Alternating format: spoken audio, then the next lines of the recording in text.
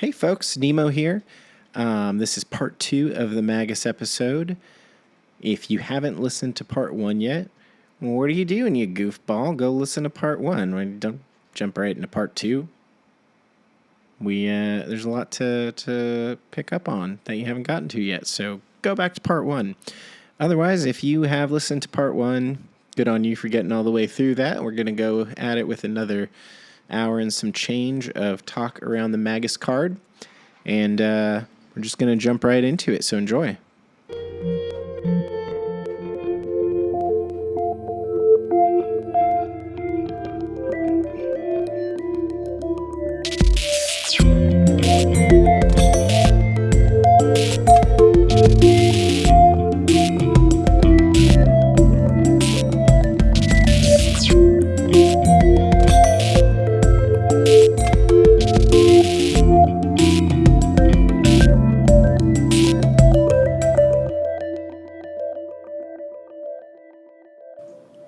Let's talk about a couple more depictions of the magician before we talk about some of our keywords around it. You have the Rust Belt Arcana, which a couple of people who've gotten previews of this episode have been turned on by the Rust Belt Arcana. My friend Slam was really excited about it, being someone with a big interest in ecology. Very cool.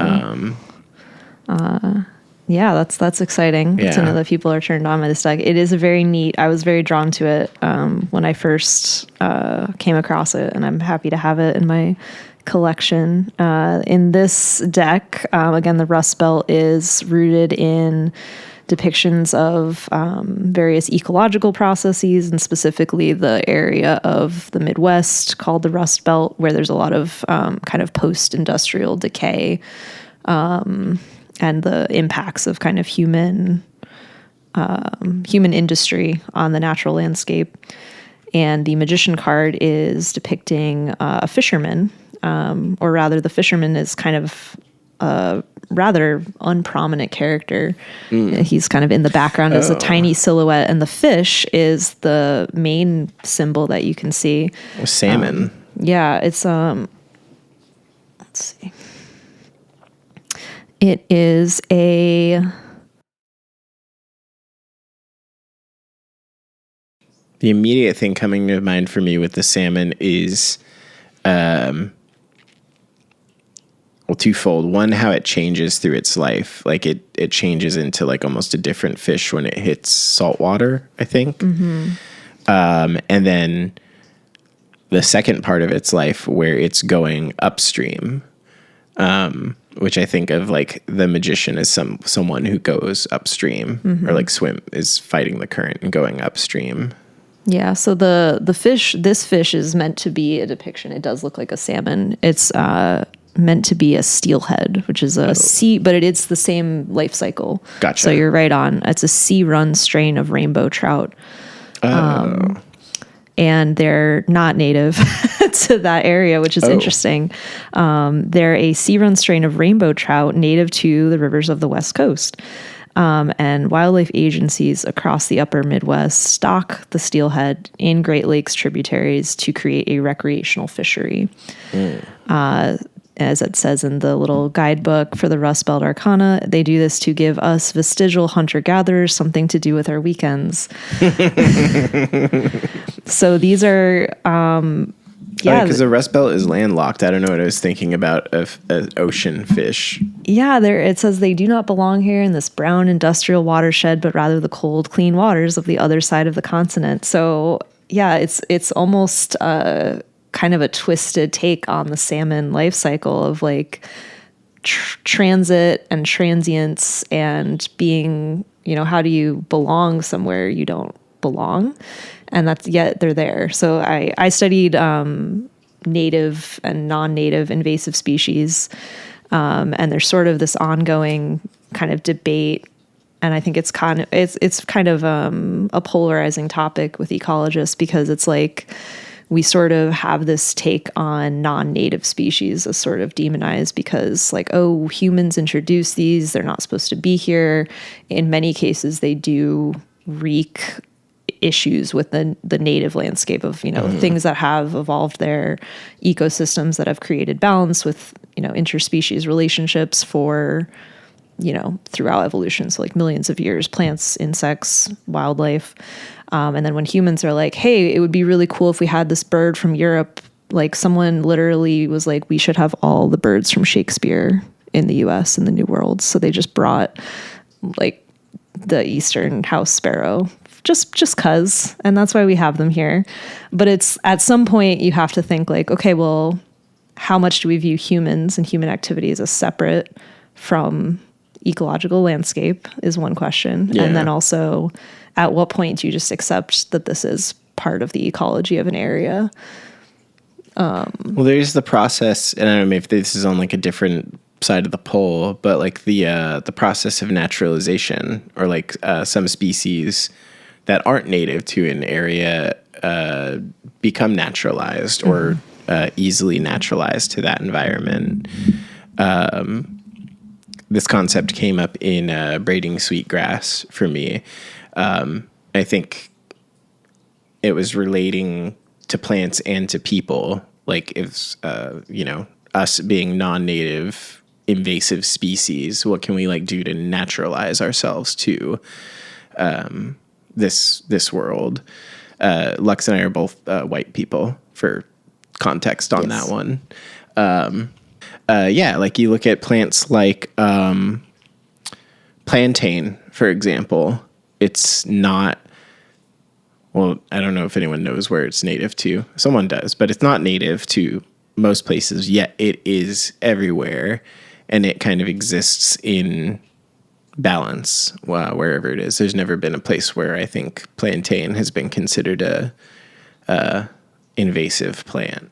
And they're quite culturally relevant to a lot of like human.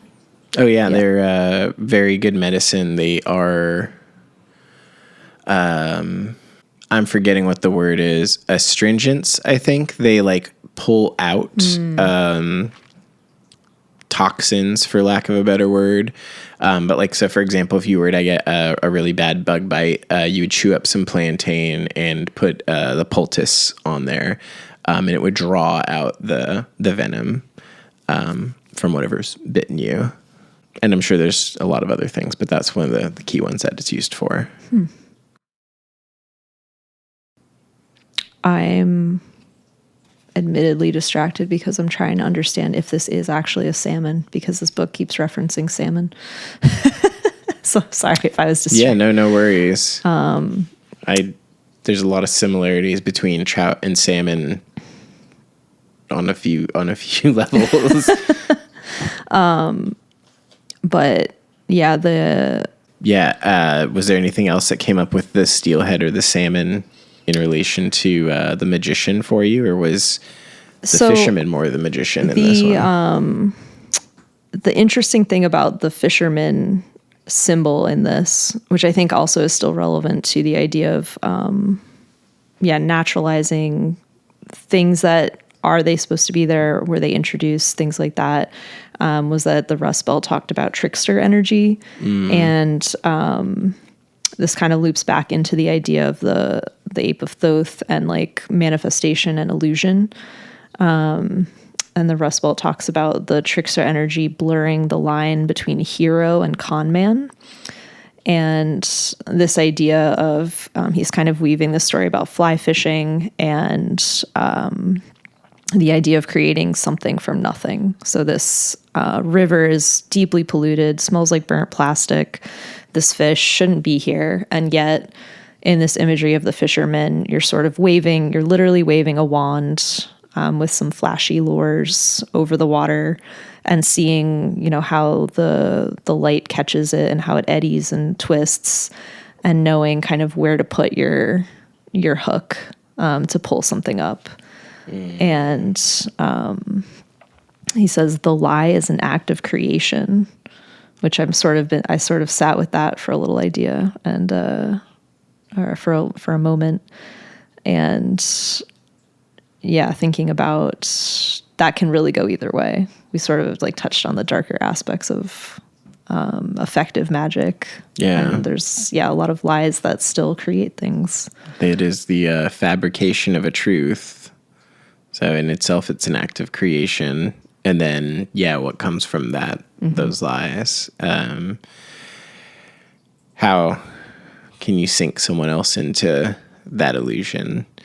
Which the trickster archetype comes up with the magician and mercurial characters a lot. I think we associate Loki with Mercury in a lot of ways, and they're known to be quite a trickster. I don't know if I feel like Hermes was maybe a little bit. I don't know the mythology behind like Hermes and Thoth as well as one probably ought to, considering themselves what would be like the receiving end of a patron. I don't know, but I definitely see like Thoth Hermes as like my patron, and I should probably do more to learn about their mythology. But that trickster energy comes up a lot as something when we're talking about the magician card too, and I think that is part of the nature of words being a big part of it. Like words can often have multiple meanings. You can also use words to paint a picture of something that's not true, like painting a tunnel onto the side of a cliff, Wile E. Coyote style. I don't know. I just latched onto that trickster archetype when you brought it up. It's a rich archetype. Yeah. And what does the marigold show us for the magician? Yeah, so as you were speaking earlier, I was kind of glancing back at my marigolds notes. The marigold is the predominantly black and gold iconography with skeletons, and in the magician card for the marigolds, it's kind of a cloaked figure with one hand holding what I thought was a pomegranate, but is a clementine, kind of at the chest, at the heart. So it's a little bit of a deviation from the pointing upwards, pointing downwards. It's sort of upwards and then at the chest. And the upward hand is holding a star.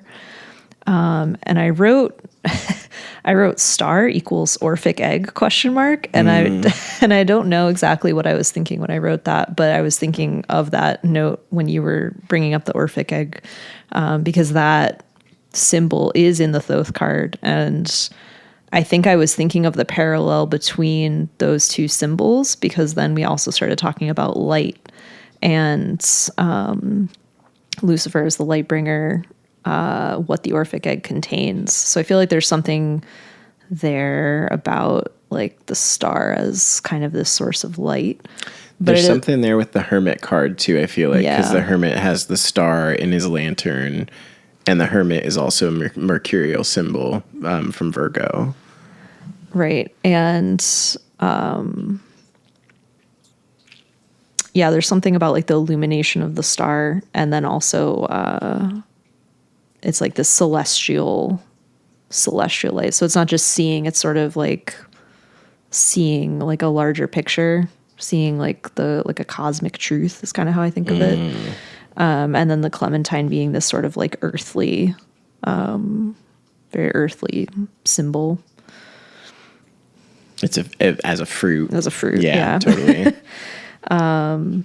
So the marigold's symbology is kind of talking about how like the tools for life are found, like everything we need is found above and below, or within or without us.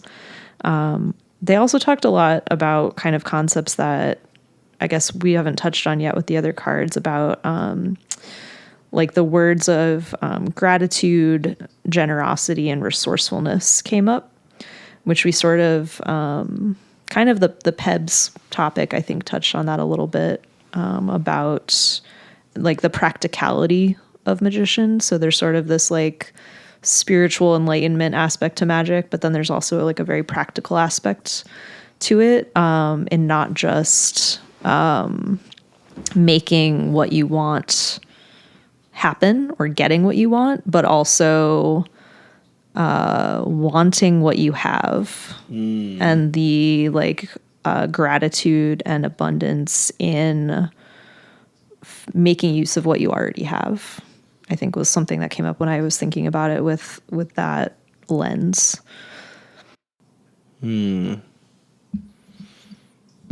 that's a great way to tie that back. Yeah, that is, I think that's a big part of magic is whenever we see a magician in real life, there's often that.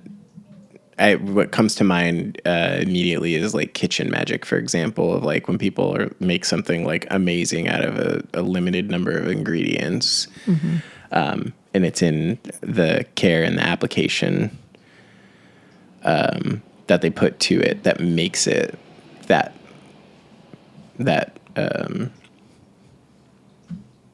like the quality is from the skill, not necessarily like it's both like, oh, you can have like raw materials and make a 5-star, cuisine. But if you have a lot of skill and knowledge, you can make something great out of anything. Totally. Yeah. Yeah. In the Rose That Grew from Concrete, the book of Tupac's poetry, there's a few things of people who knew him talking about him, and there's one thing that's always stuck with me. And someone was like, "This guy was like amazing. He can make like a 5-course meal out of like ramen packets, and like take potatoes and make like the best tacos that you've ever had in your life." And I think about that sort of in relation to what you're saying of like working with the materials that you have, or like bushcraft. People who do bushcraft are like amazing. Like the things that people can build out of just what they're finding around them in the forest or whatever environment they're in. Those are all definitely huge forms of magic, because they're taking these ideas that the above, this archetypical thing, this inkling, if you will, and then bringing it down into earth with like such a limit of materials. Yeah, I think that is definitely a true form of magic, making something greater than the sum of its parts. Another fun depiction that we have access to is one that's very close to me, quite literally, on my skin. I have a tattoo of the magician, which I had the really awesome experience of fleshing that out, no pun intended, with my tattoo artist. And that gave me like the opportunity to connect to the card by like kind of essentially creating my own. So for my tattoo, we have the magician is represented by a deer skull-headed being who's also gold, like in the Thoth deck. Again, to relate to the element of air. I went for the deer skull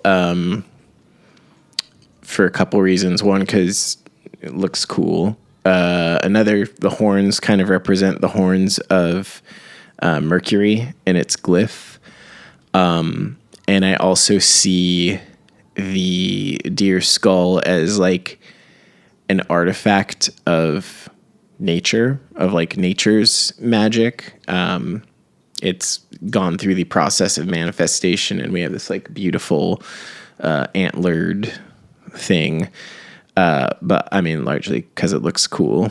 It's also growing mushrooms out of its skull. And I feel like mycelium are kind of the magicians of the sub-animal world. They can turn plastic into digestible material. They use communication. They're a huge communication being. Like they're, I think about hyphae just wandering through, making connections and communicating back to the I guess, central brain. I don't know enough about how fungi work to like really. I don't think get anyone that knows deep enough into- about Yeah. fungi at this point. They're their own, because it's not a plant, it's not an animal. They're their own thing. They're their own thing. Yeah. And there's like so much mystery with them still, and mystery is a huge part of magic and the magician. And then I have a very like cartoony green smoke kind of thing representing magic. But I don't know, it kind of gives the implication that it's like coming from the table and going up, but I mean, it could go both ways. I think that's one of the other awesome things about magic is it flows both ways. But I have the tools, I have like a cup. The sword is a Chris knife from Dune, or like a depiction of one because I'm a fucking nerd. He has a red and gold wand for the colors of fire, and then the pentacle is a unicursal hexagram, because it's, you know, the pentacle is supposed to be the pentacle of the magician. When you create your own tarot deck, you put your own personal pentacle on there. And I think the unicursal hexagram was kind of like the closest thing that I wanted to put in a public facing tattoo. But I also very stupidly put my Holy Guardian Angel sigil at the top of there, kind of showing where they're getting their power from. And it's in a red triangle to indicate like the world of fire. And then I did do some Kabbalah with it too. He's wearing orange robes instead of red to represent Hod, which is Mercury in the lower planes. And purple is also a color from Hod that I took into account with it. So you glossed over it, but why was it a stupid move to put the Holy Guardian Angel? Was it just showing your cards too much on your skin? Like how did that pan out for you to feel like a bad choice? Yeah. I don't think I ever got like permission to share that symbol. And it's actually, I'm glad we're on this tangent because it's relating to a lot of what the card's about. And that is part of the, I forget what it's called, the motto of the Sphinx, to know, dare, and to keep silent. I learned early on and then subsequently forgot how important it was to keep silent, and then I feel like I lost a good chunk of magical power by not knowing when to keep my mouth shut. One of the first things that I learned in like practical magic was you do your operation and then you don't say anything about it. You're not even supposed to like think about it until it comes into fruition, and then you can maybe talk about it. But words, relating to Mercury being a big part of this, are a big part of magic too. And another fun thing I learned listening to Carolyn Elliott was about the Norse concept of, I think it's called Hamangia. Hamangia, which means your word, and is tied directly to your personal power, which oddly enough, I don't know if it's weird, but it's spelled WYRD is your personal power. So your word relates to your word. Mm-hmm. Super poignant. But basically it's the idea is when you keep your word, you're strengthening your personal power. When you default from your word, you take away from that. And I think this works on a really practical level of, when you say you're going to do something and then you do it, you reinforce the idea of that which you say is manifest. Abracadabra. You reinforce it for yourself by, creating that internal expectation of like, oh, I've said it out loud, so I'm going to do it. It's going to happen. And you do the same for others as well. You build a reputation of, you know, I do what I say I'm going to do. exactly. Of you do what you say you're going to do.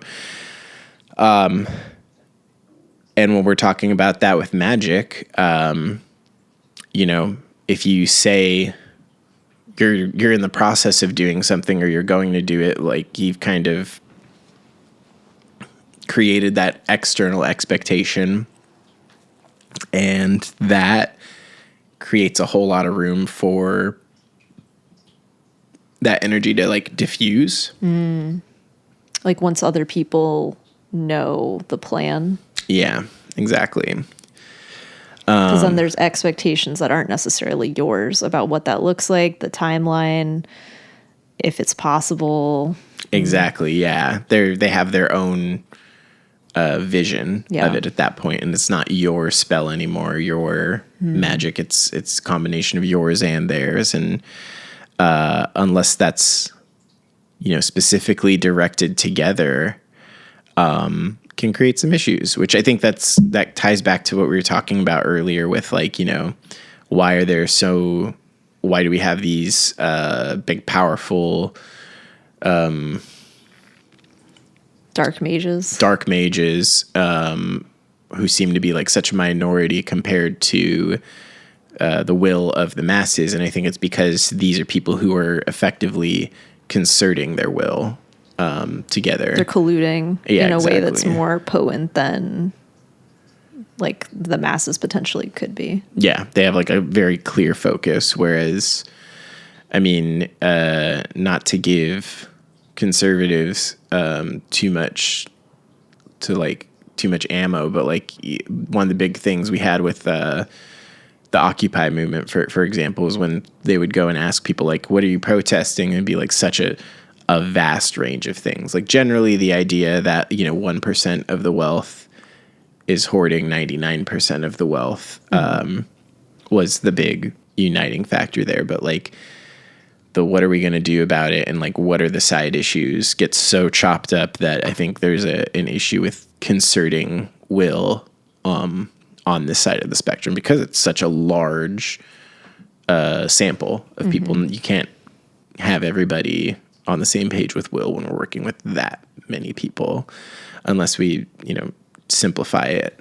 Well, I think like in the same way we think of like words as the spell and words as being potent, you could have like a very like politically easy way of saying it, which is just like there's a messaging problem. Like there's not a clear language that's agreed upon, and that creates the illusion that there are many different disparate, like there's not a unified front essentially. Right. Where I think if people, I think there's like a language problem, and that's creating like a very diffuse spell. Yeah, absolutely. Where it's like, it's really easy to have a common, just like hate and oppress all these people. It's like, boom, they're sure very powerful. Yeah, unites. exactly. And that's like, where it's like, that's a unfortunately very potent and unified will. Yep. That bad. Yep. Easy. Yeah. And that's also like a very primal. So it's like a very like low hanging fruit to just, We're the us, those are the them. Yep. And then if you can like ally yourself with the us that's in power, you're part of that. And if you're not, well,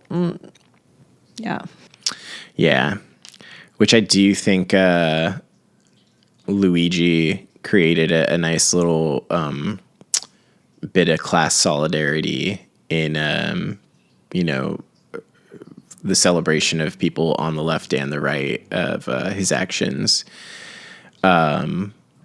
Bringing a little bit more to the conversation of like, hey guys, it's not left versus right, it's up versus down. Let's make a new us and get the real them. Yeah. And that, I mean, that comes back to like wealth and power, and like what is actually that divide versus, you know, left or right is Where not is there the divide of like who's the greedy bastard we need to throw out of the party versus, you know, who's just like doing well and like trying to be comfortable without taking away from others. Yeah. I don't know. You've seen my tattoo a bunch. Do you have any questions about it that I may not have thought of? So do you feel, you mentioned not having permission. Do you feel like you've done anything since then to, like, did you suffer ill effects that made you feel like it was a mistake? I mean, not putting it in the tattoo, I think I had kind of diffused the symbol before then. But yeah, I've been in a state of non-magical being for like a few years now. This, like, you're part of and witnessing like kind of a rebirth of mine right now, which is kind of like false started a few times. But yeah, I mean, this was a very personal symbol that I connected to just directly. It was secret to me, and that gave it a lot of power, having it be secret and directly related to me. And I think, you know, the least woo-woo version of that being, now when I think about it, it has context that involves other people. It's not just the, you know, moments that I've had with it. It's, remember when you told Eden about it? Remember when you told your tattoo artist about it? By the way, shout out to Donovan Kenyon at the Golden Owl in Napa, California. He's a wizard in his own right, too. He'd be an interesting person to talk to. He doesn't know anything about tarot or the occult, but he is, like, undoubtedly a wizard. Some people just get it. Like, I think a lot of people. More than we reckon often. That's what that's one of the funniest things I've, like, learned in the occult is, like, some of the, like, most powerful magicians, like, have zero interest in this shit, like, have no language for it at all, but they're doing it. They're, like, very clearly doing it. So yeah, it's important to I think have that perspective as you go down this path too, of like, you're not special just because you decided to get, I feel like all the books and people who get into the occult are like the people who need special help to like learn how to do magic. And then like everyone else is just doing it without any kind of like knowledge or special training. This is just like for like autistics. I mean, I think teaching us the social rules. Yeah, the social rules of it. And then I think also there's like probably a pretty substantial like overlap of people who are interested in magic and who find magic and who come by it because of just having those deeply othering experiences. So whether that's like neurodivergence, like trauma, finding a way that gives you agency to make sense and create meaning from those experiences, like that's bringing it into consciousness because you like, I mean, what's there? There's a point where it's like you turn to the fantastical and the magic because it's like, well, what are my other options? Like you're kind of often at a rock bottom. And it's really like, I think a lot of the people who inherently are really powerful creators and magicians, you can think of as like artists, athletes, even people who like are doing things where you're like, how do they make that look easy? Like people who do things with their bodies and their minds and who are like brilliant artists, you know, scientists, things like that. Like they're channeling something that's, you know, from some place that other people just can't fully touch. And that doesn't, just because they're not talking about it in terms of like Kabbalah and in Crowley's terms and, you know, through the language of tarot doesn't make it not magic. I think. Yeah. So coming to that language specifically is because often there's like reasons that people are like, I need a way to make sense of things that there isn't a really great like existing culture or social framework for. And all of that is like the soup of our unconscious and like experiences that like it would be great to be like a famed scientist or athlete and you're out doing your art, and that's amazing and impressive, but there's also not like a like, hello, I healed my trauma and I'm like a functional member of society. I'm not the dog that bites people at the shelter and got put down. Like, yeah, like there's no Nobel Peace Prize. No, there's not. So like we have to create our own like personal, like, fuck yeah, I'm alive as a human, even though I've experienced, you know, some of the whole range of what being human means.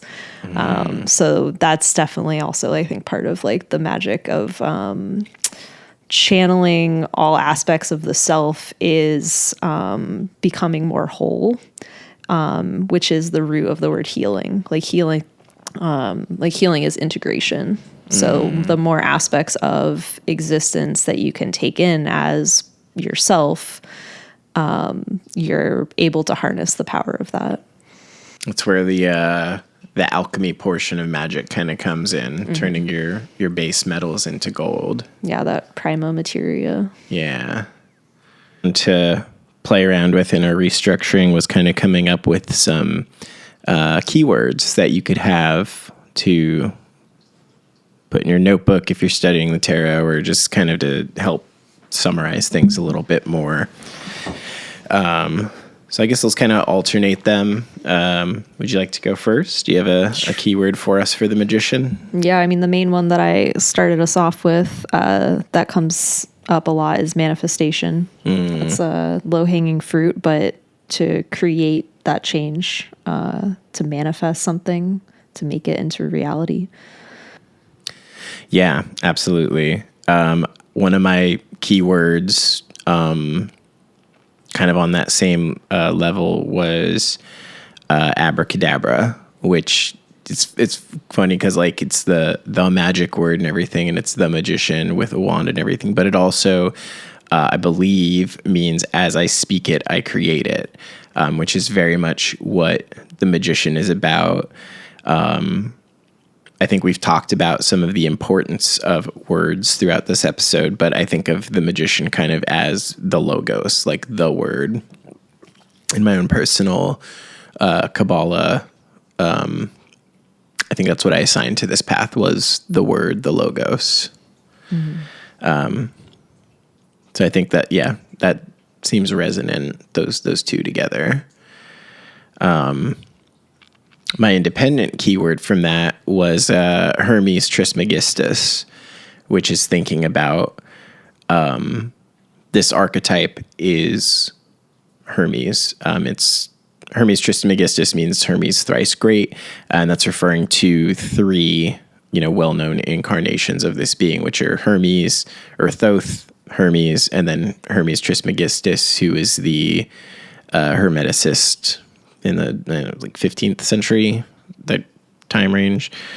But this is kind of a figure that reincarnates like a Maitreya to teach humanity, kind of change the paradigm, which is also what the magician does above the abyss. He goes above the abyss, utters the word, and it kind of filters down through the rest of the spheres. Yeah. The comic series Promethea has a really kind of beautiful and very accessible take on kind of the reincarnation of Hermes through the character of Promethea. Oh, cool. So if anyone is into, I think, I'm blanking on the name, but yeah, it's a good intro to like Hermetic symbolism and story. Is that Grant Morrison or Alan Moore? Alan Moore. Oh, it's Alan Moore. It's Alan okay, Moore. Awesome. Yeah. That was like, it's one of those two, right? It was, yeah. I was like, he just made a grimoire, but like read Promethea. Cool. Yeah. So, and I think we sort of touched on this with when I mentioned Damien Eccles, and like Western religions are sort of become detached from their origins as like magic carrying and magic teaching vehicles. But I mean, Jesus is obviously a magician. So he's sort of like the Western incarnation in like narrative of Hermes Trismegistus, like the turning water into wine, the reincarnation, coming back from the dead. All of those sort of magic workings are symbolic for my word is my will, and teaching people to be like sovereign creators. So like becoming, having more Jesuses in the world rather than following Jesus specifically was kind of the intention of those teachings. Yeah, I'm like a closet Jesus fan. Yeah. I think Jesus is really cool. I hate his fan club, but Jesus is rad. I think about that frequently. There was I'm not going to be able to quote the scripture of it, but like he basically said, like, do what I'm doing. Mm-hmm. Like I'm not like showing you something to follow. Follow, but like follow in my path, follow in my steps, do what I'm doing. He taught like the apostles how to do miracles. Like, why would he not be able to teach any other human how to do miracles? Exactly. And the whole idea of like God becoming incarnate in a human being as like the ethos of what Jesus is supposed to be. And like, again, to go back to Damien Eccles, like God and Jesus and like the fan club has really given it a bad name. Yeah. I'm like recovering Catholic here. I think you also had like a religious upbringing. So there's like so much baggage with that kind of language, but Damien Eccles says that in magic, God is shorthand for infinite consciousness. So beyond the bounds of time and space, magic is a way to like access that and call that into ourselves. So becoming larger, integrating, is becoming more like closer to God. And then, so the magic of bringing that into ourselves and staying connected to the material world and our humanness is kind of what that process is about. Mm. Yeah. And related to the Jesus tangent, disciple discipline was one of my words of association with this. Like, so very related to Jesus having disciples. Like as a magician, we want to have some sort of discipline, which we can think of as ritual. We can think of as devotion. Practice. Mm-hmm, practice. As like, what are our means to getting, where we want to be. I never really thought about discipline as a part of the magician card, but that absolutely fits that.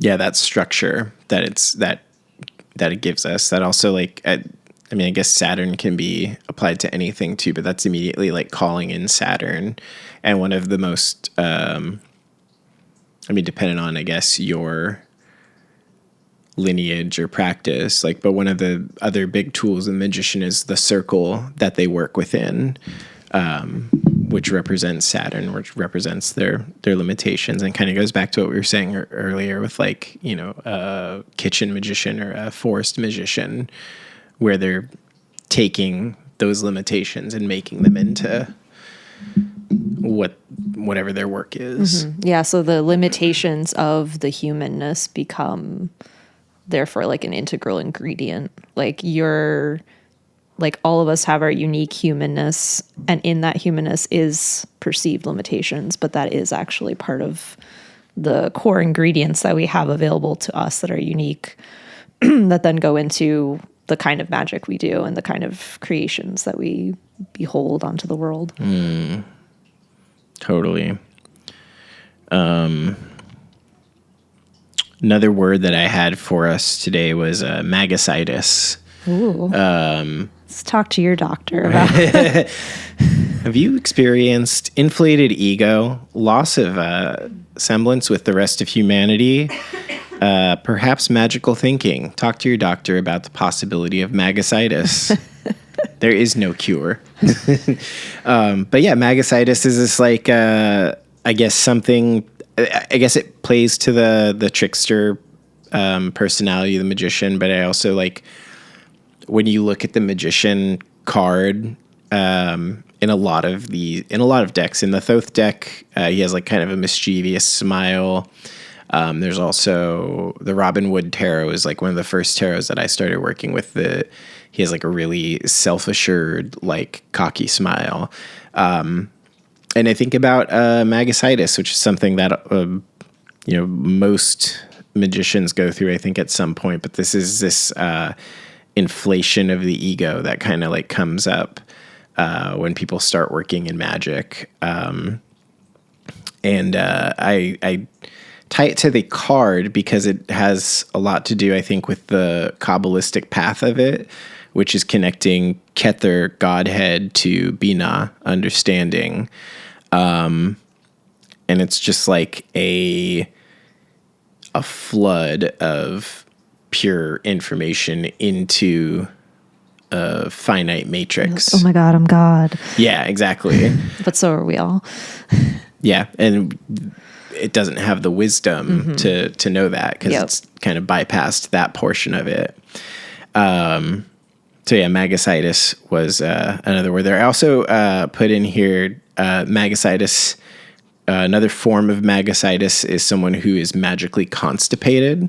They get, and this is actually really ties back to what you were saying earlier with the blockages in the Sephira or the stages of manifestation, where someone has like all these things they're getting from above the abyss, but they have no way to bring them down into earth. Or like what comes to mind is like the Four of Cups with the hand the hand handing this person a cup, and he's just like sitting there like, I don't even want it. Yeah. Just take the fucking cup. Just take it. But yeah, Magusitis being just like some of the not so fantastic side effects of getting into esoteric thought. Yeah, I think about it's interesting that you bring up both the kind of ego inflation of the hubris. That is what I tend to think of more with that. But then, I've never considered how it is also an ego inflation to be so trapped in like, woe is me, like that you're unable to access. You think you're so uniquely burdened. Oh yeah. By like no one could ever understand how much I've suffered. And like I have this forbidden knowledge of how bad life is, and like that's the shadow side of it, where you're not transforming that and you're in the sludge, you're in the swamp, and it's very unpleasant. But there's also like such a like, oh my God, poor you. Like there is a benefit. And I think in the Artist Way, they talk about this too. Like the victim complex of like being in that place also does have benefits. Like there's not, the swamp is fecund. The swamp is fecund. Yeah. And that's not like a shamey thing of like, like don't be a victim, because there's valid reasons to feel that, but it's sometimes also very, you are a victim. Yeah. Exactly. And then also, there's still a flow that is generative to be in the swamp and to be in the swirling stagnant chakra, and then at some point move through that. But that's a really good point, the stuckness.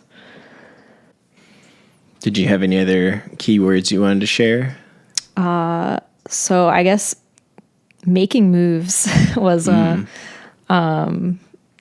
it kind of played into a couple of things we've talked about as far as like the magician as like the line between hero and con artist. It definitely covers the constipation part too. Yeah.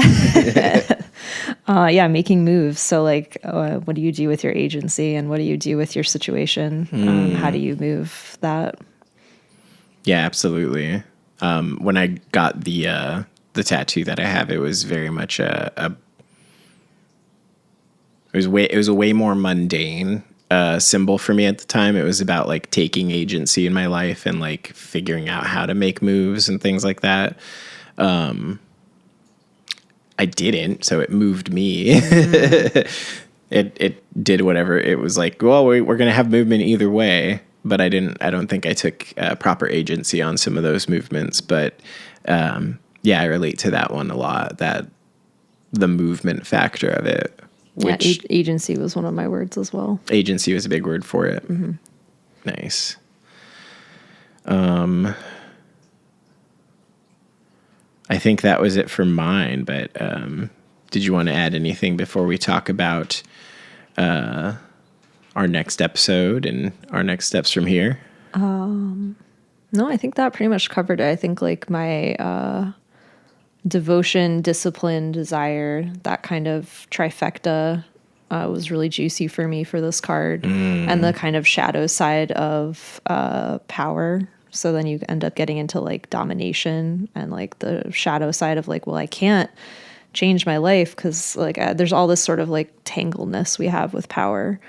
And I think it'll be interesting to see how that unwinds, because if the whole journey of the tarot cards is about like our power as creators and as like working with the universe, like as a creative collaborator, yeah, it'll be interesting to see how those different archetypes play into power. Yeah, how that energy moves through the tree. So yeah, I guess our themes for this episode, it seems like, Colin, agency, power being a big one, mastery being a part of that, discipline and limitation, and I'm going to stick with words as being a big aspect of this card too.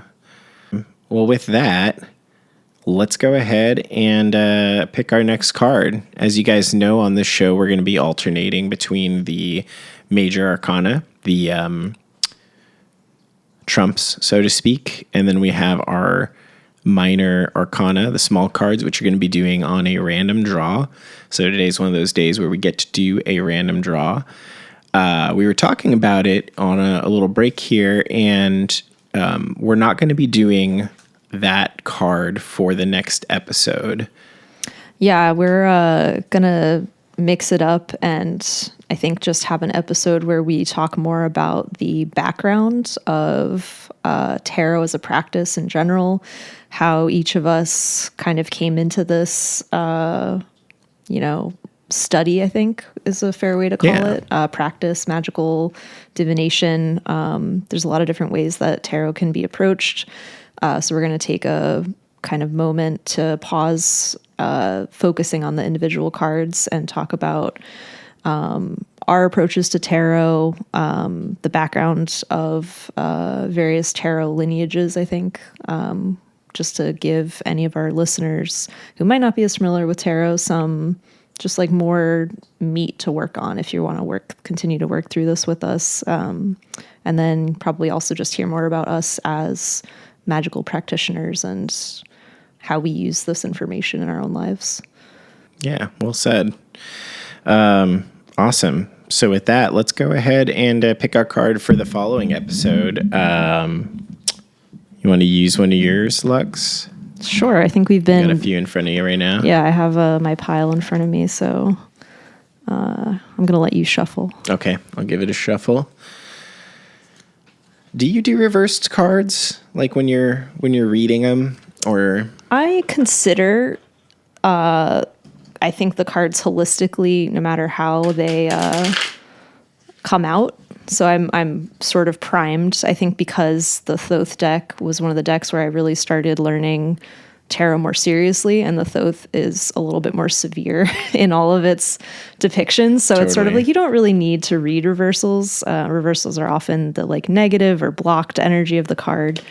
So I think no matter how a card comes out, I try to consider, like even if it's a happy card, sometimes depending on if something like bad is happening in my life, it'll feel almost obvious to me to think like, oh, that it's like trying to tell me something like, what's the shadow? What's the shadow? Like, what am I not seeing? You know, maybe there's something good that I'm like ignoring. Like my emotional response to a card can kind of tell me like what it's trying to tell me. So that's, I guess, kind of a long way to say yes and no. Yeah, totally. I was asking, because I was shuffling and I didn't want to reverse some of your cards if you don't do reversals, but also that was one of the questions that led us to having the next episode we're going to do. Someone's like, what does it mean when you have it reversed versus non-reversed? Yeah, so it could feel like a more poignant, like, hey, like this is reversed, like what does that mean to you? But I try to consider that potentiality, I think, no matter what the draw is. Same. I have not done reverse cards for quite a while. Yeah. That's getting with the Thoth deck really did that. So give it a cut there. And then Lux is going to pull our card. And who is it? It's the Ten of Wands. The Ten of Wands. Oh, okay. Awesome. All right. This is going to be a fun one. Well, we just did a 10. So you guys, as you know, the 10s are the completion phase. But we also have it in the element of fire, which is like all the way on the other side of the tree of life. So there's potentially some incompatibilities happening there. Interesting. Yeah. I don't know if this is the one or if it was I think it's in this one in the Thoth deck. It's oppression. Yeah. Yeah. It is. Okay. Yeah. So we'll get into like why this is oppression, what 10 wands have to do with oppression and how, there's a flip side to that as well. Yeah. As there is with all of the cards. So this is an example of how the cards, you don't always need it to be a reversal to feel heavy. And also you don't always need it to be a positive card to find a positive meaning. We'll kind of think of, what is the flip side of oppression? And in this case, despondence is what the Rust Belt calls this one. Oh, interesting. So yeah, that'll be exciting. All right. Yeah. Well, so we'll have much to talk about. We might have some extra time to chew on the shadow and the light of the Ten of Wands, since it'll be a couple episodes before we explore that one more fully. But thank you for joining us on the Feral Tarot. It's been wonderful to have you along. Yeah, next time join us as we talk a little bit more about the tarot overall, and then subsequently when we get into the Ten of Wands. Yeah, and if you would like to keep up with us in the meantime, we are on Instagram at the Feral Tarot, and you can also drop us a line at theferaltarotpodcast@gmail.com. We would love to hear from you. Until next time. I'm Nemo Blank. And I'm Lux Faros. Stay feral, friends.